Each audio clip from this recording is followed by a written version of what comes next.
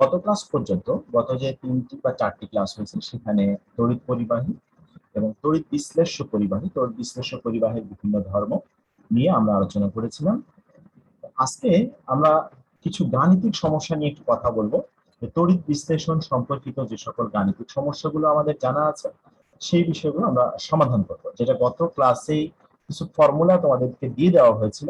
আশা করি তোমরা ফর্মুলাগুলো আয়ত্ত করেছো। এখন এই ফর্মুলাকে ব্যবহার করে আমরা কিছু সমস্যার সমাধান করব। প্রত্যেক শিক্ষার্থীকে অনুরোধ করব খাতা কলম ক্যালকুলেটর নিয়ে এই মুহূর্তে রেডি হয়ে যেতে। আমি সবগুলো সমাধান করে দিব এমনটি নয়, বরং তোমরা আমার সাথে সাথে সমাধান করবে বা তোমরাই সমাধান করবে, আমি শুধু একটু চেক করে দিব। এইভাবে আমরা কাজটি সমাধান করতে চাচ্ছি, তাহলে আমাদের শেখা হবে। আর আমি যদি শুধু একা একা সমাধান করে দিই, তোমরা নিজেরা না করো, তাহলে তোমাদের শেখাটা কমপ্লিট হবে না। তাহলে আমরা দেখি প্রথম যে গাণিতিক সমস্যাটা নিয়ে আমরা কথা বলতে চাচ্ছি। 0.5 নরমাল পটাশিয়াম ক্লোরাইড দ্রবণের আপেক্ষিক পরিবাহিতা দেওয়া আছে 2.765 ইন্টু 10⁻³ পার ওহম পার সেন্টিমিটার। দ্রবণের তুল্য পরিবাহিতা হিসাব করো। এটা হচ্ছে আমাদের প্রথম সমস্যা। তাহলে সকলেই এই সমস্যাটির সমাধান শুরু হোক, এটা আমি প্রত্যাশা করছি।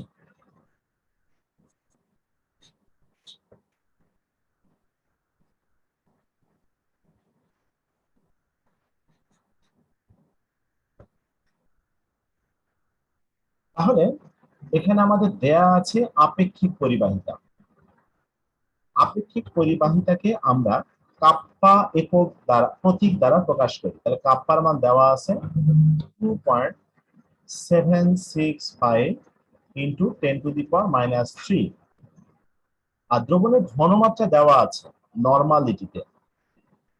ঘনমাত্রা বা নর্মাল ঘনমাত্রা দেওয়া আছে, যেটাকে আমরা শুধু এন দ্বারা অথবা সি এন দ্বারা প্রকাশ করি। 0.5 নর্মাল দেওয়া আছে। এখন আমাদের তুল্য পরিবাহিতা বের করতে হবে, যেটাকে ক্যাপিটাল ল্যামডা দ্বারা প্রকাশ করা হয় বা ল্যামডা নট দ্বারা প্রকাশ করা হয়। ল্যামডা ইকুয়াল টু কত? তুল্য পরিবাহিতা ল্যামডা ইকুয়াল টু কত? তাহলে এখানে একটি ফর্মুলা শিখিয়ে দেওয়া হয়েছিল। ফর্মুলাটা কার স্মরণ আছে একটু বলো তো।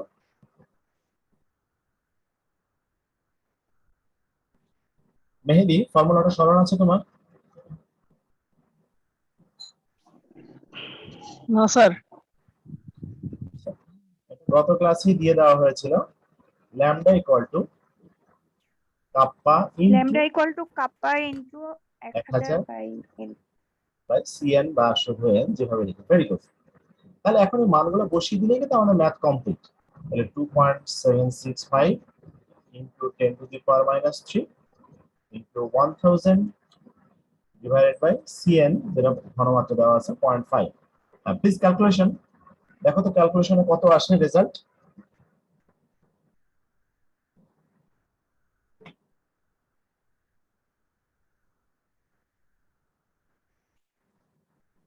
নাদিয়া, এটা ক্যালকুলেশন করলে কত আসে রেজাল্ট?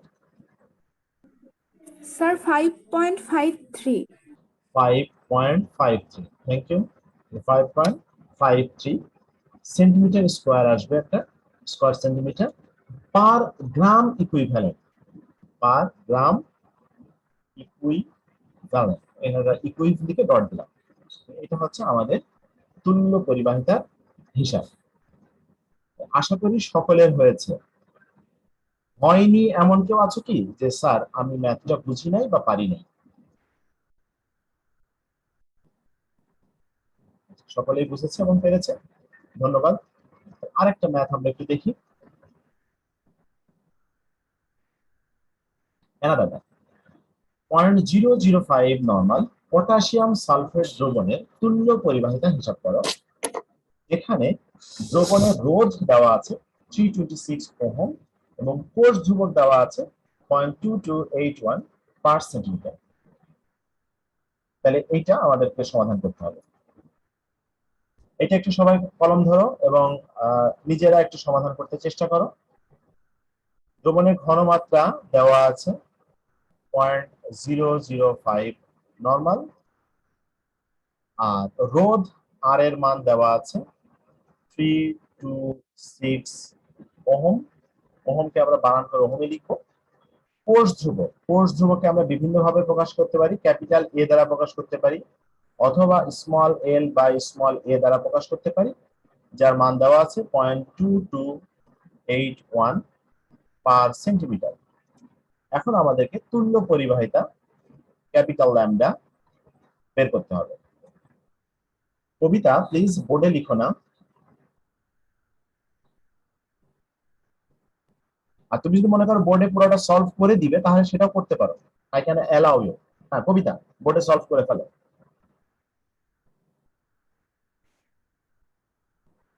স্যার ভুল করে লেগে গেছে দাগটা। ঠিক আছে, এখন আমার রোধ, কোষ ধ্রুবক এবং ঘনমাত্রা থেকে তুল্য পরিবাহিতা হিসাব করতে হবে। এই সম্পর্কিত একটা ফর্মুলা আমাদের এখানে প্রয়োজন হবে। ফর্মুলাটি কি তোমাদের জানা আছে?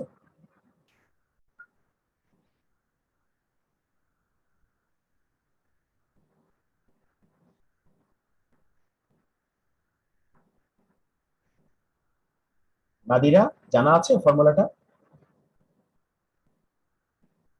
না স্যার। না স্যার, আচ্ছা, আসলে সরাসরি ফর্মুলাটা আমরা পাচ্ছি না, আমাদেরকে একটু ঘুরে যেতে হবে। একটু আগে যেটা দেখলাম, lambda equal to kappa into 1000 divided by concentration, এটা ব্যবহার করব। দেন কাপ্পাকে আবার ফর্মুলেট করে নিতে হবে। কাপ্পা হচ্ছে কোষ ধ্রুবক এবং রোধ থেকে হিসাব করে করা যায়।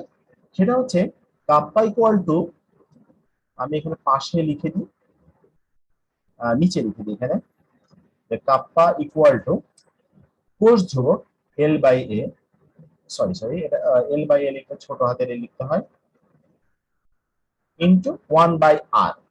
খুব সিম্পল ফর্মুলা, কোষ ধ্রুবক ইন্টু 1 বাই আর, আর যেটা আছে রেজিস্ট্যান্স। তাহলে এইটা যদি এখানে বসিয়ে দিই আমরা, তাহলে সমাধান হয়ে যাচ্ছে। এল বাই এ, এখানে থাকছে 1000, নিচে থাকছে আর, এবং থাকছে সিএন বা নরমাল কনসেন্ট্রেশন। মানে এল বাই এ পুরোটার মান আমরা পাচ্ছি 0.2281,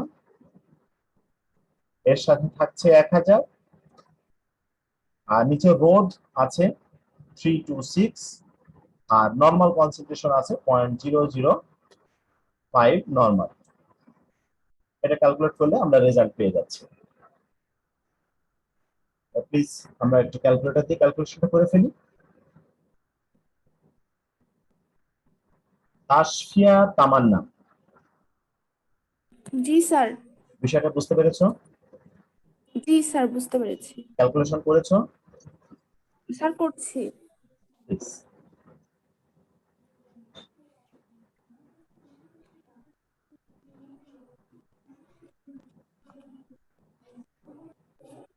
স্যার একটু বড় মান আসে। আসো, বড় মান দিয়ে সমস্যা নেই, বলো বলো বলো। 139.93। জি স্যার, এটাই আসছে। 139.93, বাস এটাই রেজাল্ট। বড় ছোট দিয়ে আমাদের কি আসে যায়? হ্যাঁ, এটার একক হবে পার ওহম সেন্টিমিটার স্কোয়ার। এটা হচ্ছে আমাদের রেজাল্ট, পার ওহম পার সেন্টিমিটার, পার ওহম সেন্টিমিটার স্কোয়ার, এটা ও। ঠিক আছে, আচ্ছা 139.93 এটাই রেজাল্ট। আর পটাশিয়াম সালফেট যেহেতু তীব্র তড়িৎ বিশ্লেষ্য, তো এটা তুল্য রোধ একটু বেশি আসবে, এটা স্বাভাবিক, এটা কোনো সমস্যা না। এটা আমাদের সঠিক উত্তর। আশা করি আমরা সকলে বুঝতে পেরেছি। কারো বুঝতে অসুবিধা থাকলে প্রশ্ন করতে পারো। ভেরি গুড, তাহলে এটা নিয়ে কারো প্রশ্ন নাই।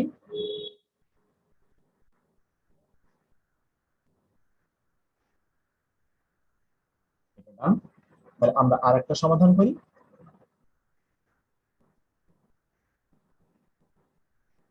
Another math.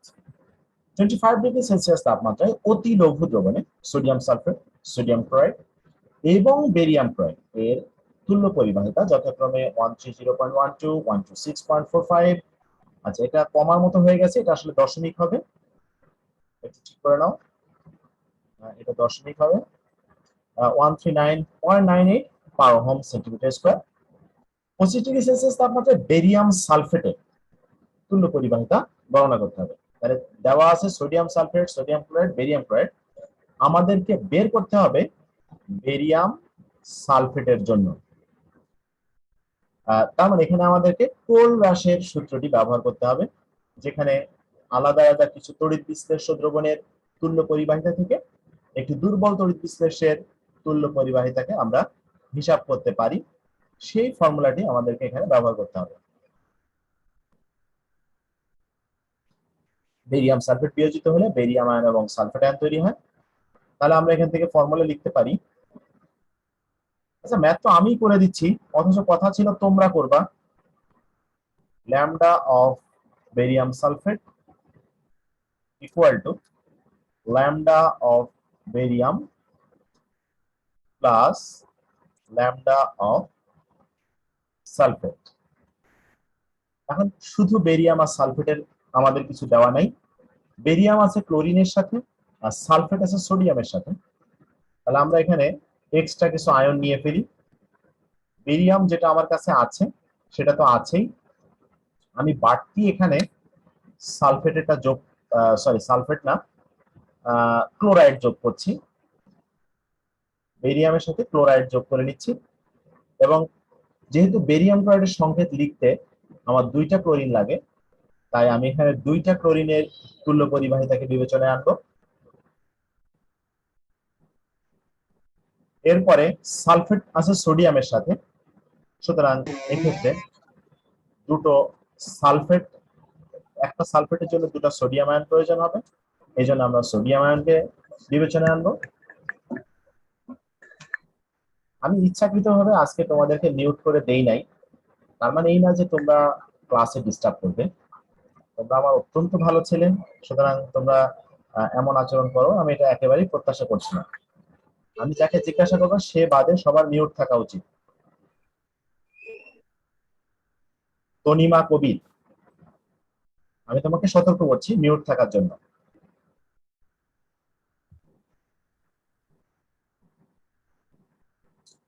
তাহলে সালফেটের সাথে অতিরিক্ত হিসাবে আমি সোডিয়াম যোগ করছি, দেন সালফেট নিয়ে নিলাম।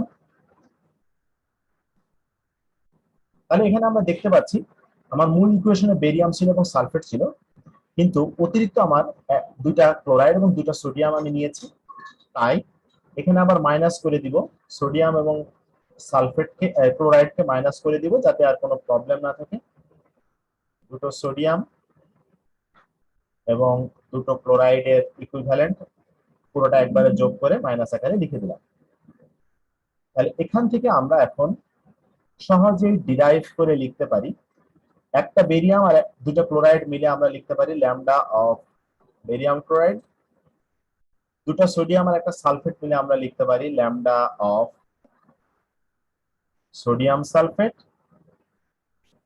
আর এখানে মাইনাস করবো, দুটা সোডিয়াম এবং দুটা ক্লোরাইড আছে, সো দুইটা ল্যামডা অফ সোডিয়াম ক্লোরাইড আমাদের এখানে ইফেক্টিভ হবে।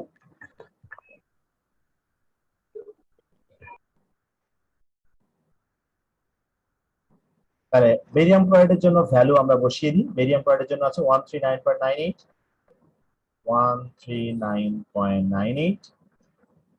সোডিয়াম সালফেটের জন্য আছে 130.12, আর সোডিয়াম ক্লোরাইডের জন্য আছে 126.45। মানগুলা বসিয়ে দেন, এখন ক্যালকুলেশন করলে আমরা রেজাল্ট পেয়ে যাব। প্লিজ একটু ক্যালকুলেটর ব্যবহার করো এবং ক্যালকুলেশনটি কমপ্লিট করো।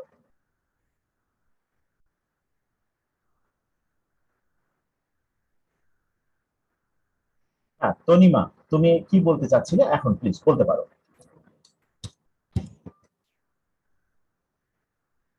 সিম্পলি এটা যোগ গুণ বিয়োগ করলে খুব দ্রুত হয়ে যাওয়ার কথা, এটা খুব একটা সময় লাগার কথা না। যে কোনো একজন প্লিজ রেজাল্ট বলো। 17.2 আসলো। 17.2। 17.2। তাহলে এটা হচ্ছে আমাদের জি স্যার, আমারও এটাই আসছে বলতে বলতে। পরিবাহিতা পার ওহম স্কয়ার সেন্টিমিটার। তাহলে আমরা কোল রাশির সূত্র ব্যবহার করে কতগুলো তড়িৎ বিশ্লেষের তুল্য পরিবাহিতা দেওয়া থাকলে তাদের সাথে সম্পর্কযুক্ত মানে আয়নে মিল আছে। যেমন এখানে সোডিয়াম সালফেট আছে, আমার প্রশ্নের মধ্যে সালফেট আছে। প্রশ্নের মধ্যে বেরিয়াম আছে, আমার এখানে আবার বেরিয়াম ক্লোরাইডের থেকে বেরিয়াম আছে। এরকম কমন আয়ন যুক্ত কিছু আয়নের বা যৌগের তুল্য পরিবাহিতা দেয়া থাকলে একটি অজানা তড়িৎ বিশ্লেষের তুল্য পরিবাহিতা আমরা কোল্লাসের সূত্র ব্যবহার করে গণনা করতে পারি। সেই বিষয়টা আমরা এখান থেকে শিখে গেলাম। আশা করি সবাই বুঝতে পেরেছি। কারোর বুঝতে অসুবিধা থাকলে প্রশ্ন করতে পারো। স্যার তৃতীয় লাইনটা আরেকবার বুঝাই দেন। তৃতীয় লাইন মানে নীল কালিটা নাকি এই খয়েরি সবুজ এটা? স্যার খয়েরি সবুজ এটা।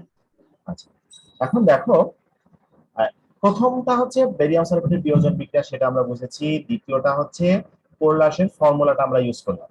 এখন বিষয়টা হচ্ছে পৃথকভাবে বেরিয়াম এবং সালফেটের জন্য তুল্য পরিবাহিতার কোনো মান আমার প্রশ্নে দেয়া নেই, কিন্তু আমি দেখতে পাচ্ছি যে বেরিয়াম আছে, এরকম একটা যৌগ বেরিয়াম ক্লোরাইডের তুল্য পরিবাহিতার মান প্রশ্নে দেয়া আছে।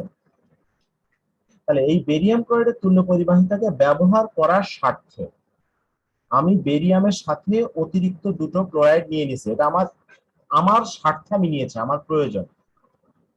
কিন্তু যেহেতু আমি এটা এক্সট্রা নিয়েছি, তাই দেখো ডান পাশে এসে আবার আমি এটাকে মাইনাস করে দিয়েছি। তাহলে একবার প্লাস করলাম, একবার মাইনাস করলাম, মোটের উপরে উপরের সমীকরণ যেটা ছিল সেটা ঠিক আছে।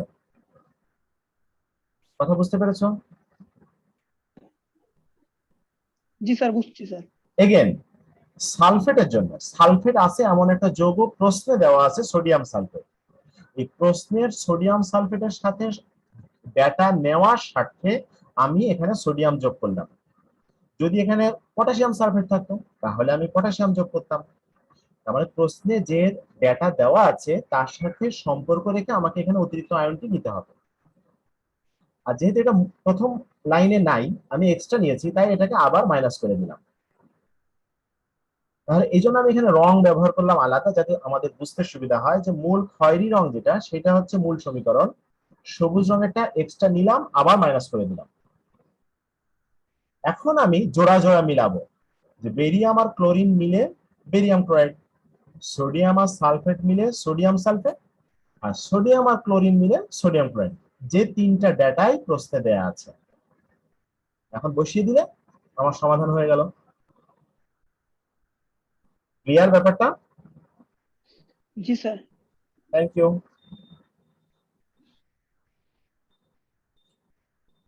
নাও ট্রাই অ্যানাদার। এইবার আমি করব না, অনেকগুলো ম্যাথ আমি করলাম, এটা পুরোটাই ইনশাআল্লাহ তোমরা করবে। একটি তড়িৎ বিশ্লেষণ কোষে 0.1 মোলার পটাশিয়াম ক্লোরাইড দ্রবণের রোধ 8.5 ওহম এবং আপেক্ষিক পরিবাহিতা 1.29 × 10⁻² পার ওহম পার সেন্টিমিটার হলে কোষটির কোষ ধ্রুবক নির্ণয় করো। আচ্ছা, একটু হিন্ট দিয়ে দিই, একটু সাহায্য করেই দিই তোমাদের। ঘনমাত্রা দেওয়া আছে, মোলার ঘনমাত্রা C = 0.1 মোলার, রোধ আর দেওয়া আছে 8.5 ওহম, আপেক্ষিক পরিবাহিতা তার মানে কাপ্পা দেওয়া আছে 1.29 × 10⁻² পার ওহম পার সেন্টিমিটার। কোষ ধ্রুবক অর্থাৎ L/A, এইটা নির্ণয় করতে হবে। কাপ্পার সাথে কোষ ধ্রুবক এবং রোধের একটা সম্পর্ক কিছুক্ষণ আগে দেখিয়েছিলাম, সুতরাং এটা তোমাদের অবশ্যই পারার কথা। Please do it.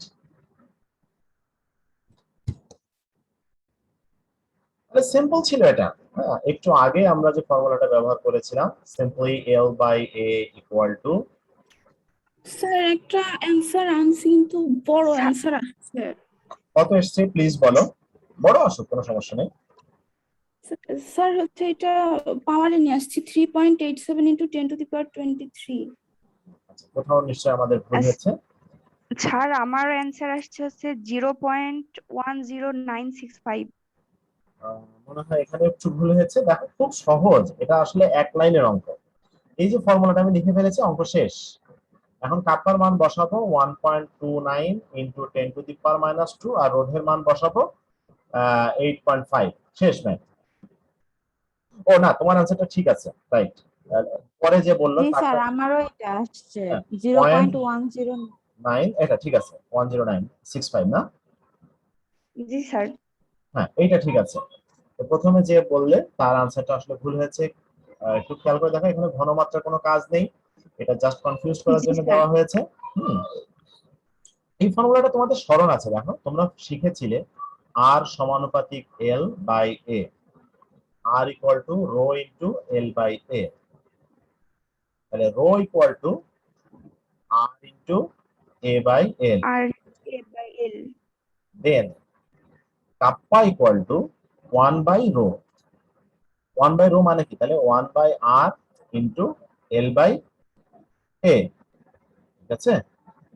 Kappa equal to 1 by R L by A, তাহলে L by A equal to কি হবে, কাপ্পা ইন্টু আর। এই হচ্ছে আমাদের এই ফর্মুলাটি, তোমাদেরকে এখানে ডিরাইভ করে দেখালাম।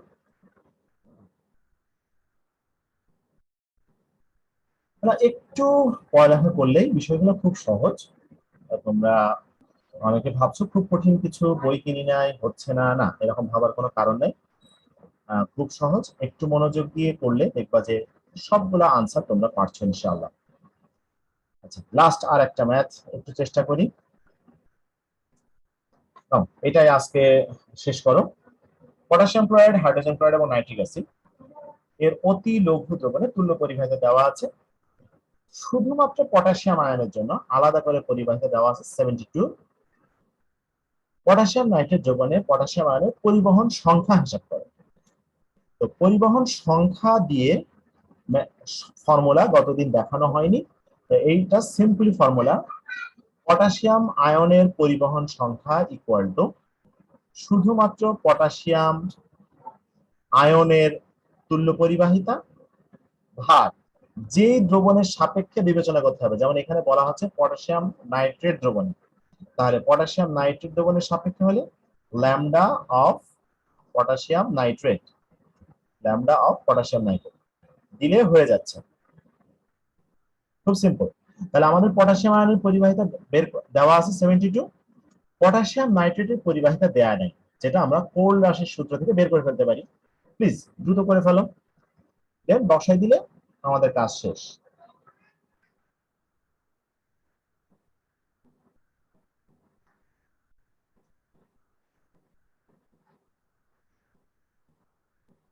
অনেক সময় এমন থাকতে পারে যে নির্দিষ্ট করে কোন, এখানে যেমন বলা হয়েছে পটাশিয়াম নাইট্রেট দ্রবণে, এরকম দ্রবণে না বলা থাকতে পারে, বলা থাকতে পারে একাধিক আয়নের মিশ্রণে। সেক্ষেত্রে কোনো একটি আয়নের পরিবহন সংখ্যা সংশ্লিষ্ট আয়নের তুল্য পরিবাহিতা ভাগ ওই মিশ্রণের মধ্যে যত আয়ন থাকবে, এ বি সি ডি যত আয়ন থাকবে সবগুলার যোগফল। ঠিক আছে, এটি হচ্ছে জেনারেল ফর্মুলা।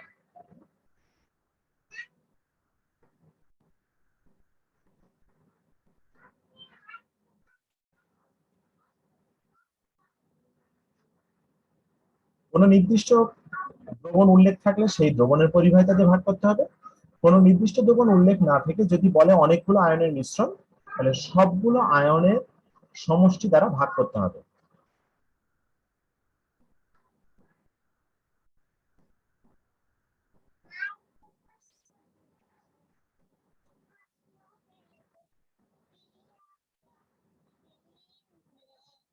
সবুজ আক্তার, তাহলে আমরা এখান থেকে একটা সমাধান পেয়ে গেলাম। তাহলে এটাও খুব সহজ এবং তোমরা বুঝতে পেরেছো। তাহলে এইভাবে বইতে এক্সারসাইজে বা এক্সাম্পলে যত ম্যাথ করে দেওয়া আছে এগুলো তোমরা সব সমাধান করবে। একটা হোমওয়ার্ক দিয়ে দিই, এখানে একটা ম্যাথ আছে, এই ম্যাথটা আর আমি করে দিচ্ছি না, এটা বাসায় করবে। কোন কোষে 0.01 মোলার তড়িৎ বিশ্লেষ্য দ্রবণের রোধ দেওয়া আছে, কোষ ধ্রুবক দেওয়া আছে। তো উক্ত তড়িৎ বিশ্লেষের মোলার পরিবাহিতা হিসাব করতে বলা হচ্ছে। এটা তোমাদের নিজেদের জন্য দেওয়া থাকবে, এটা বাসায় করবে। তো এই অনুচ্ছেদটি শেষ হচ্ছে, পরবর্তী অনুচ্ছেদ শুরুর আগে তোমাদের একটা অ্যাসেসমেন্ট, একটা অ্যাসাইনমেন্টের মতো। এটা জাতীয় বিশ্ববিদ্যালয়ের অ্যাসাইনমেন্টও না, সরকারি অ্যাসাইনমেন্টও না, কলেজের অ্যাসাইনমেন্টও না, জাস্ট আমার ক্লাসে একটা ফিডব্যাক। অনেক সময় আমরা ক্লাসে যে ক্লাস টেস্ট নেই, স্টুডেন্টরা ক্লাসে কতটুকু শিখলো তার একটা অ্যাসেসমেন্ট। তো যারা এটাতে অংশগ্রহণ করবে অবশ্যই এটা ভালো, এবং আমি আশা করবো ক্লাসে উপস্থিত যারা আছো সবাই এটা পার্টিসিপেট করবে, সবাই এটা আনসার করবে, তাহলে সবাই শিখতে পারবে। তো যে বিষয়গুলো আমরা এখানে নিয়ে আসবো, তড়িৎ বিশ্লেষ্য পরিবাহী ও এর পরিবাহিতা, এই শিরোনামে একটা অ্যাসাইনমেন্ট লিখবে। তড়িৎ বিশ্লেষ্য পরিবাহী ও এর পরিবাহিতা, এই শিরোনাম দিয়ে একটা অ্যাসাইনমেন্ট লিখবে। অ্যাসাইনমেন্ট লিখে পিডিএফ ফাইল আকারে আমাকে মেইল করে পৌঁছে দিবে। আমার মেইল নাম্বার f.rabby85@gmail.com।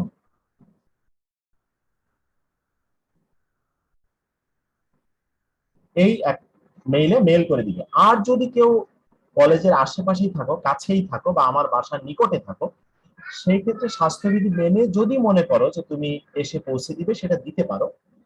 তবে স্বাভাবিকভাবে মেইল করে দিলে হবে, পিডিএফ ফাইল আকারে, ইমেজ আকারে নয়। তাহলে এটা লিখতে কি কি বিষয় হাইলাইট করবে?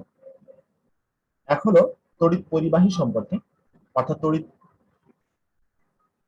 পরিবাহী কি, পরিবাহী কত প্রকার, সেই বিষয়গুলা। তার মধ্যে থেকে তড়িৎ বিশ্লেষ্য পরিবাহীটাকে হাইলাইট করবে। তড়িৎ বিশ্লেষ্য পরিবাহীর পরিবহন কৌশল, কিভাবে তড়িৎ পরিবাহিত হচ্ছে সেই বিষয়টা, যে পরিবাহী তত্ত্ব ক্লাসে আলোচনা হয়েছিল সেই বিষয়টিকে এখানে ফোকাস করবে। দেন তড়িৎ বিশ্লেষণ প্রক্রিয়াটি, তড়িৎ বিশ্লেষণে ক্যাটায়ন, অ্যানায়ন, ক্যাথোড, অ্যানোড কোথায় কি হচ্ছে, একাধিক ক্যাটায়নে কোনটি আগে বিজারিত হচ্ছে, একাধিক অ্যানায়নে কোনটি আগে জারিত হচ্ছে, সেই বিষয়টি একটু আলোচনা। দেন ফ্যারাডের সূত্র এবং তার একটা প্রয়োগ দেখাবে উদাহরণের সাহায্যে, গাণিতিক প্রয়োগ, এবং বিভিন্ন ধরনের পরিবাহিতার হিসাব, এই যে তুল্য পরিবাহিতা, আপেক্ষিক পরিবাহিতা, মোলার পরিবাহিতা ইত্যাদি বিষয়গুলো নিয়ে একটু সংক্ষিপ্ত আলোচনা করবে। তাদের গাণিতিক সমীকরণগুলো লিখবে। এরপরে পরিবাহিতার সাথে ঘনমাত্রার সম্পর্ক, বিশেষ করে তুল্য পরিবাহিতা এবং আপেক্ষিক পরিবাহিতার ক্ষেত্রে ঘনমাত্রা পরিবর্তন করলে কিভাবে পরিবাহিতার মান পরিবর্তিত হয়, সংক্ষিপ্ত একটি বর্ণনা থাকবে।